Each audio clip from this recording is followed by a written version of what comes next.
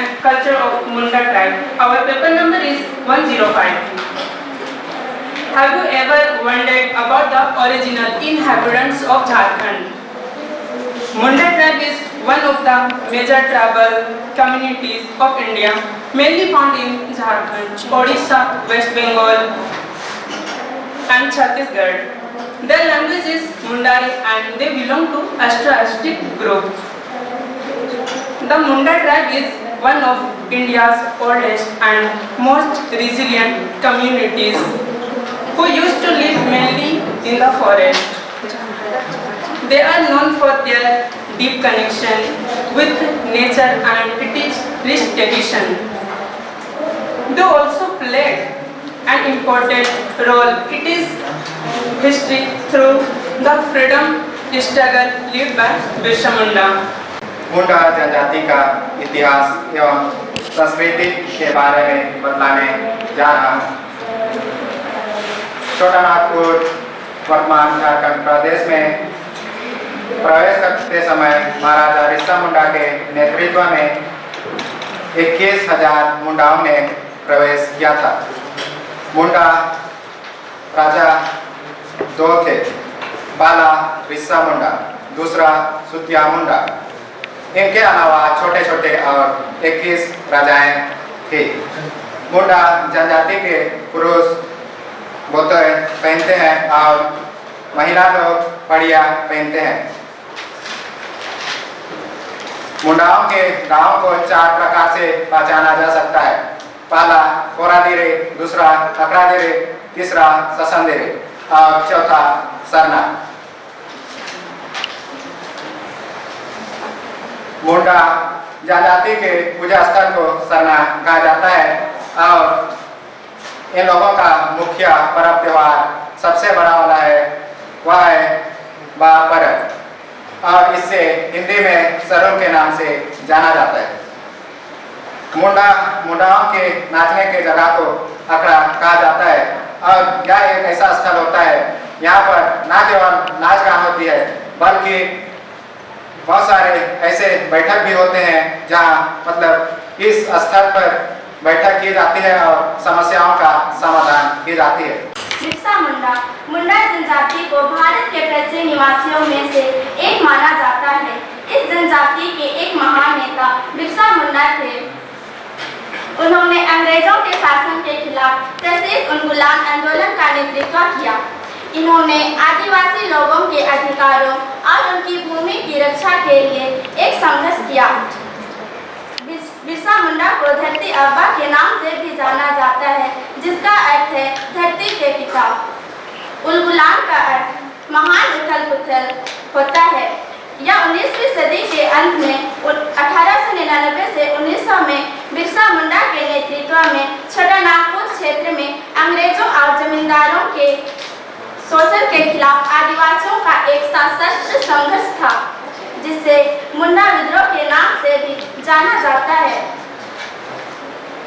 अगवा दिसुम अगवा राज इस नारा इस विचार को दर्शाता है कि आदिवासी लोगों को अपने भूमि और शासन का स्वयं अधिकार होना चाहिए। उन्हें बाहरी शक्तियों के नियंत्रण से मुक्त होकर अपनी पहचान, संस्कृति और अधिकारों की रक्षा करनी चाहिए। मुंडा समाज मजबूत सामुदायिक मूल्यों पर आधारित है। उनके गांव को हातू कहा जाता है।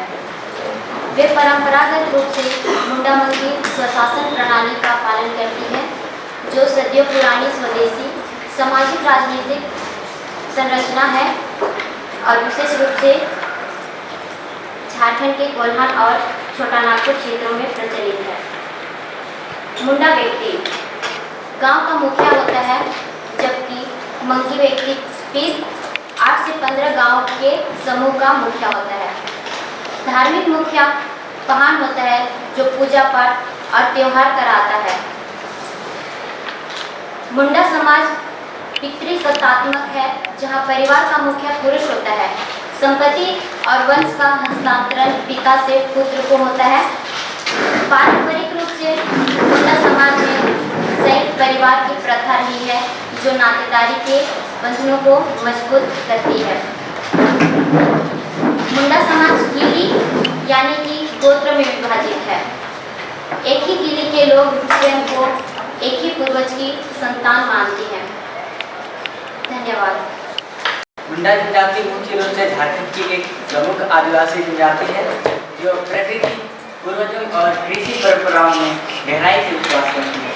उनकी संस्कृति में सरहुल, फूलों का त्योहार, करम और माघी पर्व जैसे प्रमुख त्योहार हैं।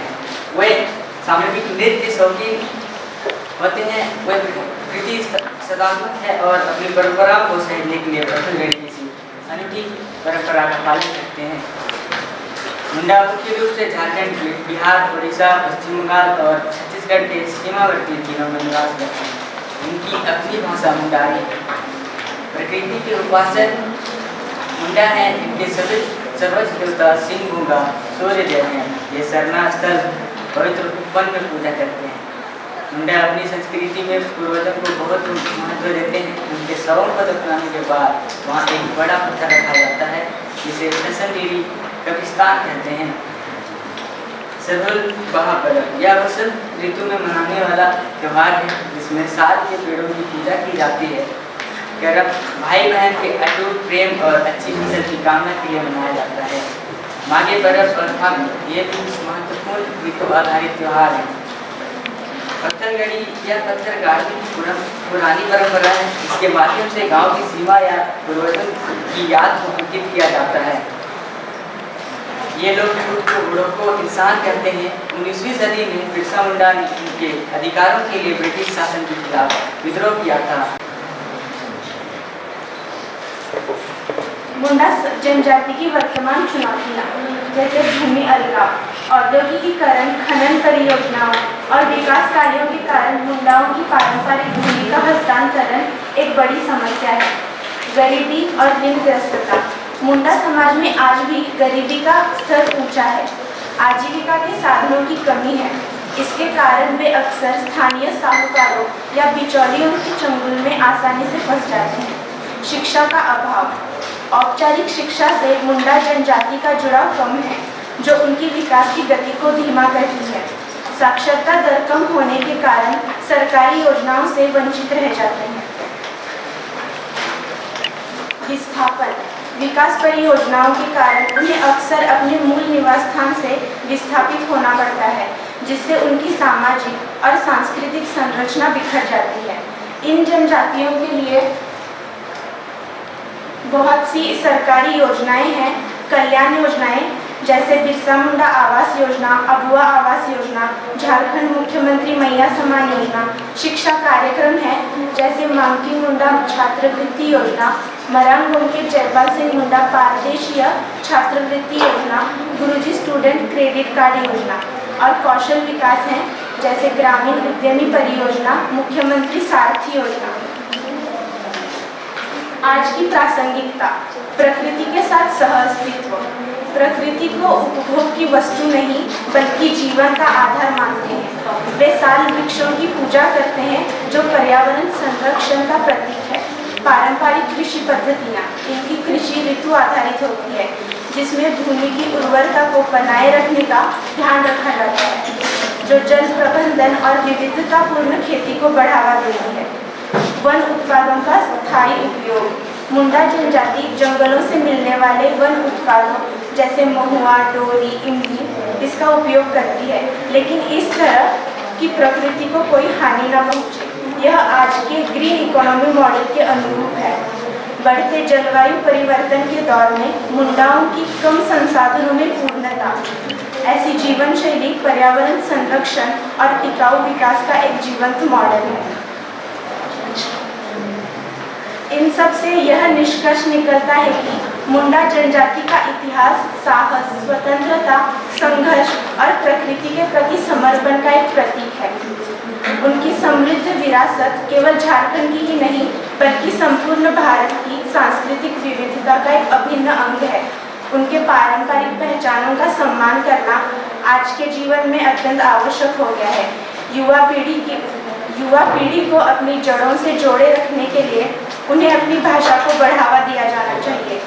जल, जंगल और जमीन की उनकी परंपरा को बचाना ही इस समृद्ध धरोहर की अगली पीढ़ी को सौंपने का एक सही तरीका है। जाते जाते ये कहना चाहूँगी, आदिवासी संस्कृति का संरक्षण करना भारत की विरासत का संरक्षण करना है।